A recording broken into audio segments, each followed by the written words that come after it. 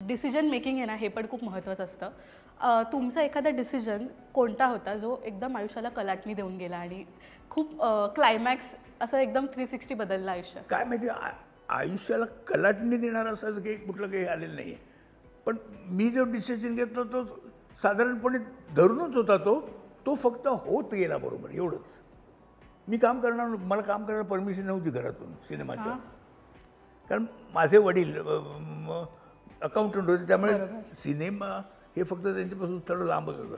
पण माझे मामा हे मोठे निर्माते दिग्दर्शक होते आणि नट पण होते स्टेजवर. सिनेमा इंडस्ट्रीत पण होते. म्हणजे मास्टर विनायकांना ते असिस्टंट होते. तर त्यांच्यामुळे मला हे सगळं शिक्षण मिळालं, म्हणजे कळलेलं आहे सिनेमा म्हणजे काय असतो, कसा असतो आणि नाटक म्हणजे काय. तर त्यांना मी आवडत होतं. कारण त्यावेळेस इंडस्ट्रीची हालत वाईट होती. म्हणजे एखादा माणूस या सिनेमा या धंद्यावर किंवा नाटकावर आपण सगळं आयुष्य जगू शकेल अशी परिस्थिती नव्हती त्यावेळेला.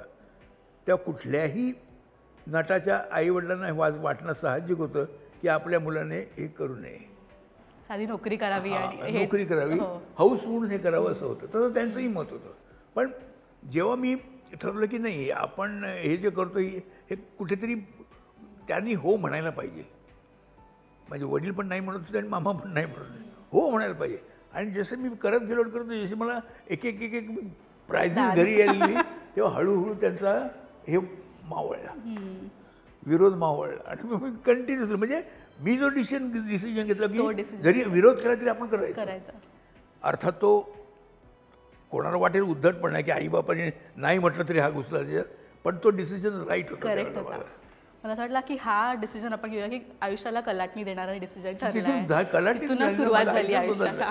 विनोदी भूमिका करणं, तुम्ही म्हणाल रिदम, तो रिदम एकदा पकडला त्या भूमिकेमध्ये तर रंगमंचावर जेव्हा आपण परफॉर्म करत असतो ना तेव्हा ते खूप डिफिकल्ट होतं. कारण का लोकांना हसवणं ही खूप जबाबदारीची गोष्ट आहे.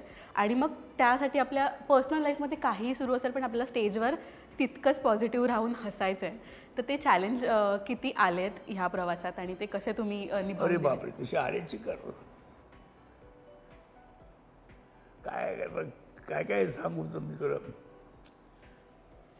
नटाचं काय असतं, नटाच्या आयुष्यामध्ये बाकी काही नसतं.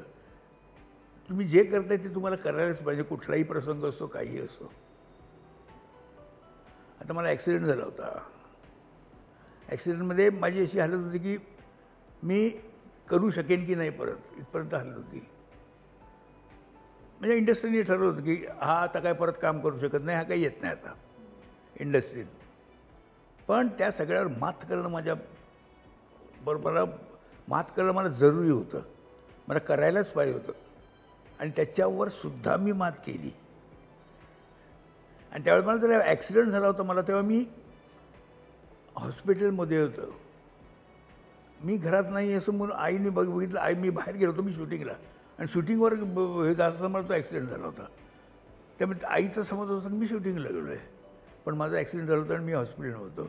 आई माझी आजारी होती त्यामुळे कोणी सांगत नव्हतं तिला, आणि हे मला माहीत होतं.